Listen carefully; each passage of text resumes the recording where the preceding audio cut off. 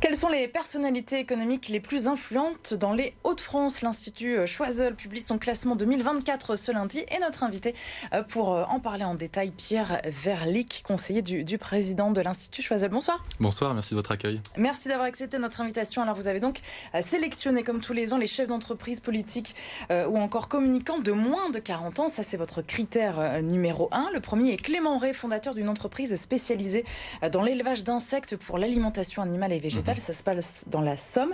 L'idée de ce classement, c'est quoi? C'est de mettre en lumière les talents d'aujourd'hui et de demain? C'est ça, c'est exactement ça l'ambition. Le Choiseul, nous, on est un centre de réflexion, d'analyse dédié aux grands enjeux économiques, mais aussi un réseau de dirigeants. Et parmi nos missions, on a l'identification des talents qui participent à la transformation de l'économie, à l'innovation au quotidien. On le fait depuis un peu plus de 10 ans aujourd'hui en France et depuis 5 ans dans les Hauts-de-France, avec une ambition qui est de mettre en valeur ces dirigeants et de participer à l'attractivité du territoire et ensuite de les mettre en réseau tout au long de l'année. Alors 100 noms mis en valeur, donc la majorité c'est dans le Nord et le Pas-de-Calais. Ouais. Ce sont les deux départements vraiment moteurs. C'est ça, voilà. On essaye vraiment de faire une photographie de l'économie régionale telle qu'elle est aujourd'hui, telle qu'on l'aperçoit.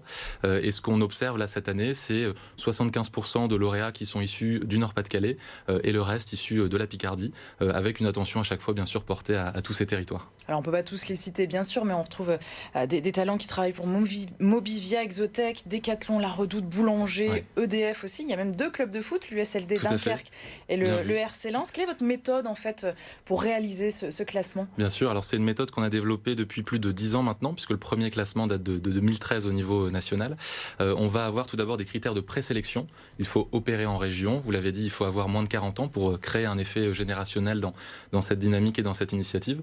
Et ensuite, on va avoir des critères de sélection où on va s'attacher à la taille de l'entreprise, on va regarder un peu l'impact de l'entreprise et du dirigeant dans son secteur, et puis des critères un peu plus, on va dire, qui vont être appréciés dans le détail sur le leadership, la capacité à embarquer des équipes, la capacité à impulser des dynamiques aussi de transition au sein de son organisation. Donc tout ça, on l'observe finement et ensuite on a des critères pondérés qui nous permettent de faire notre choix. Et ces talents qui ne payent pas, qui ne payent Tout à pas fait. l'Institut, c'est important de vous le le préciser, confirme. on vous le demande souvent. On nous le demande souvent, je vous confirme en effet, les lauréats sont choisis pour leur qualité intrinsèque et ensuite ils ont accès tout au long de l'année à différents événements, différentes opportunités. Oui, ça a quelles conséquences pour les lauréats justement? Bien sûr, ouais. Il y en a des conséquences positives? Il y a des conséquences positives. Il y a tout d'abord, c'est un classement visible et de plus en plus reconnu. Alors au niveau national, on a le Choiseul 100, au niveau de la région, on a le Choiseul Hauts-de-France. Je pense que si vous ouvrez LinkedIn aujourd'hui en région, vous verrez de nombreux dirigeants qui témoignent de leur sélection, etc. Donc il y a bien évidemment cet effet-là. Mais on ne le fait pas uniquement pour, j'allais dire, faire plaisir aux uns et aux autres et pour se dire on a fait un classement et on s'arrête là.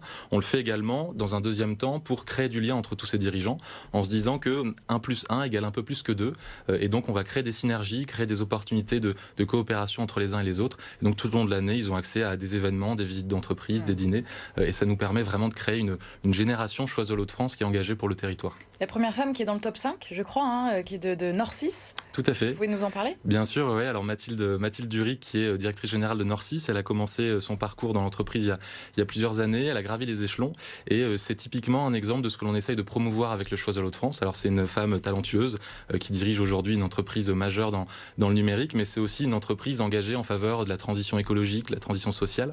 Ça, on le retrouve souvent, la transition écologique. Tout à fait, ouais. On le retrouve souvent. Et typiquement, vous parliez de Nord6, c'est une entreprise qui a développé le modèle de perma-entreprise, qui est calqué sur le modèle de permaculture, avec un respect du vivant, un respect des collaborateurs qui mérite, selon nous, d'être mis en avant. Et en effet, à travers le classement, on a différents acteurs engagés pour une économie plus circulaire, une économie plus verte, et ça fait partie des grandes transitions qu'on essaye d'accompagner via ce classement. On est une terre qui forme les talents avec de belles écoles de commerce notamment, d'autres formations aussi qui sont plutôt élogieuses. Bien sûr. On se débrouille bien en Nord-Pas-de-Calais? On se débrouille bien en Nord-Pas-de-Calais et vous verrez dans le classement, on a différents profils, différents parcours. Alors au niveau des dirigeants, vous allez retrouver des dirigeants de grandes entreprises, de PME, de start-up vraiment de toute taille et donc différents parcours aussi académiques bien sûr, des grandes écoles de la région, des universités mais aussi d'autres venus d'ailleurs ou certains dirigeants qui ont des parcours plus atypiques et qu'on souhaite aussi mettre en avant. On parlait des femmes, 32 sur 100 cette année.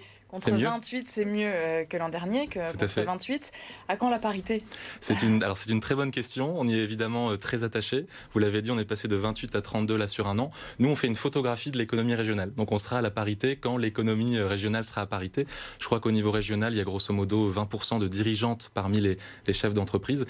On peut considérer on peut considérer qu'il y a encore une marge, en tout cas des efforts à accomplir, et quand l'économie sera d'autant plus féminisée, le classement le sera d'autant plus. Et comment le féminiser justement l'économie, vous qui avez un œil quand même assez expert, c'est quoi votre vision de ça ? Alors en tout cas, nous, notre vision, la façon dont on peut contribuer, c'est de se dire mettons en avant ces dirigeants et ces dirigeantes, bien évidemment. Donc vous avez dans le classement des dirigeantes à la fois dans le secteur de la santé, dans l'innovation, dans la tech, ce qui n'est pas rien dans la tech, puisqu'on sait que c'est des métiers dans le numérique qui sont très peu féminisés.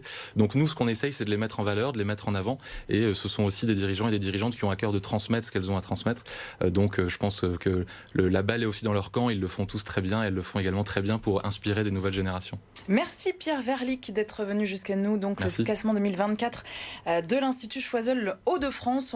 Si on souhaite en savoir davantage, on retrouve tout ça dans La Voix l'Écho, c'est ça, en kiosque ? Exactement. Aujourd'hui en kiosque et dans quelques heures, quelques jours sur le site de l'Institut Choiseul. Merci. Merci beaucoup.